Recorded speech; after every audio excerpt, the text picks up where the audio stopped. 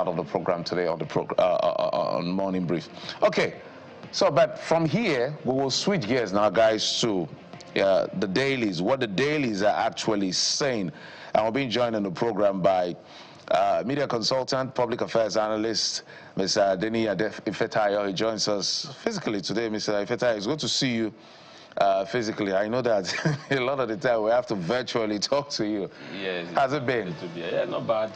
We are pushing it, and we hope for the best for Nigeria. We hope that no one has played a prank on you yet on April Fool's Day. You know, we're hoping that your presence is not also April Fool. Yeah. It's real. Yes. Okay, let's get straight to the daily. I'm sure you've been covering and looking at a lot of things, but I think the Daily Independent is a good place to start. Rivers will emerge stronger from political crisis, Fubara assures. So I understand that some Muslim went to visit him in his home, and this is where he made some of those comments. What do you make of how he's internalizing and managing the crisis as far as this suspension is concerned? Yeah, you said something earlier on that you felt that this period is the time that maybe Party A will reach out to Party B, and Party B will reach out to Party A, some eminent Nigerian, trying to broker a kind of peace. But I see that if they can be doing that, and that's what they should be doing at the moment, not that we wait on the 6 months. And I like the fact that is assuring the Rivers that they should not take laws into their hands, and like they said that he believed that all things will work together for good. So I just hope that they are able to share their thought, and let's just come to a compromise. But if you want to have it winner takes all, it might be very bad even for the people who are the main beneficiary of whatever governance that is trying to put in place. I know there's another one. You can see the governor of Edo as well as the governor of Kano State. And Governor Kwebolo saying that he vows that for victims, vows justice for victims. Yusuf wants those arrested. He wants them paraded. In fact, he wants them paraded, prosecuted, and compensation to the families of those that are affected.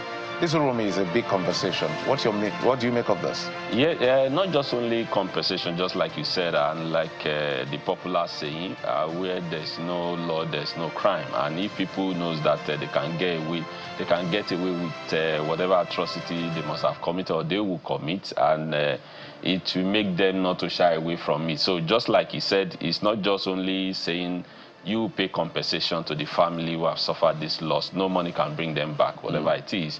But at least those people should be paraded. Those people should be, it shouldn't be a preferential treatment like we've had in this country.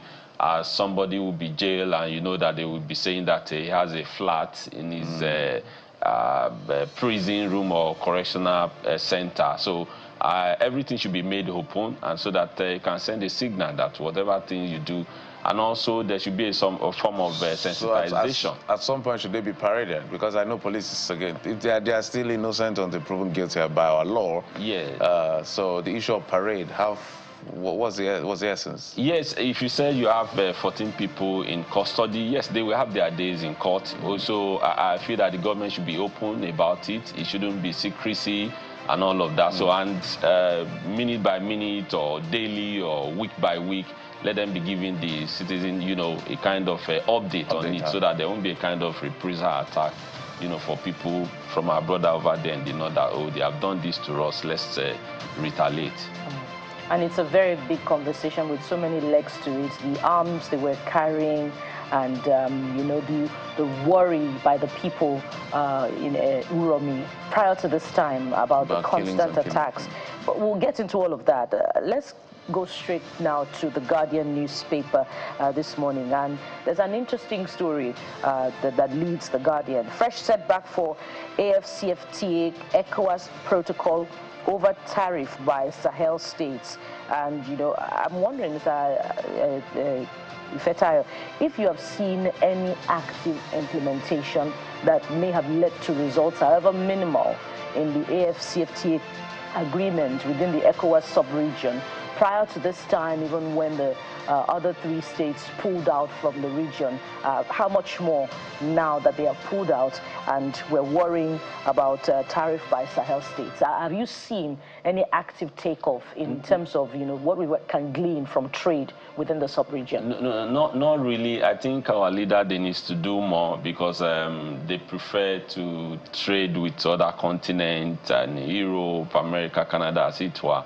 And since we are talking about development in the whole of continent, and this time around, even if it is 1% tariff, you see what is happening between Canada and America and Europe, and the kind of counter tariff. But if you look at the statistics, though 10% might not be much, but it's a number.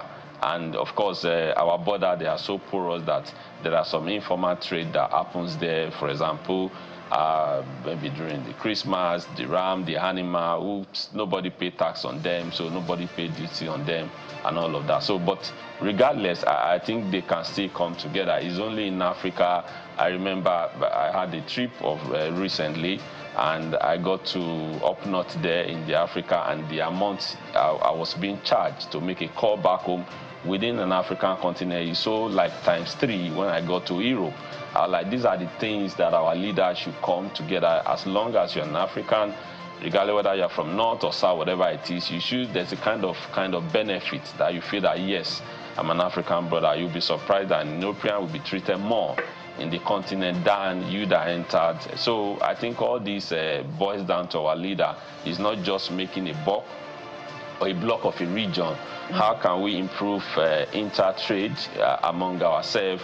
How can we improve connectivity? How can we improve immigration and all of that? You'll be shocked that to get some African visa is very difficult than getting it in Europe. So those are the things our leaders need to look into, so that at least it will encourage African brothers to do more business with ourselves, regardless whether there's a junta here or not.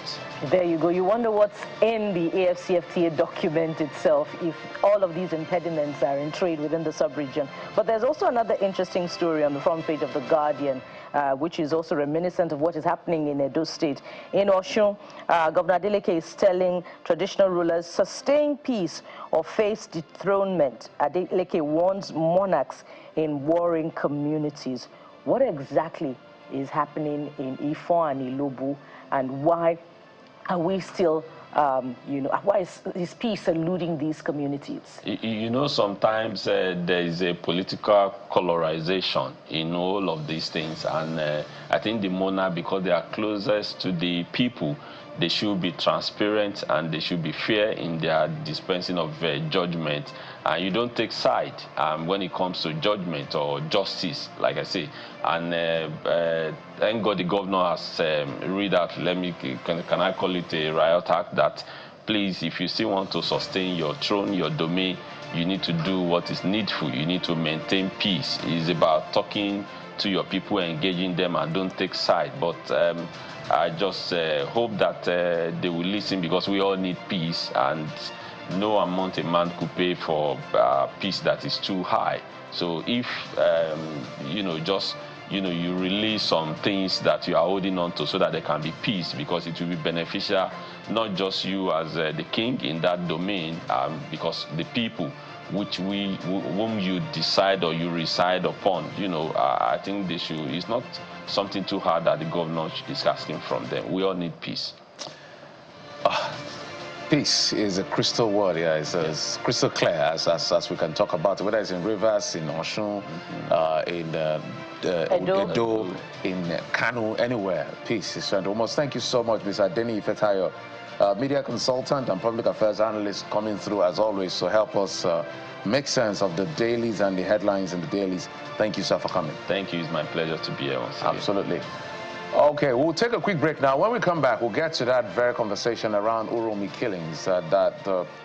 We understand about 20-something persons who were living in Port Harcourt were from Kano State, a particular community, heading back for the festive season or this holiday, where attacks, or they were bearing Dane guns found in their vehicle, and things escalated so quickly that 6 of them were lynched to death.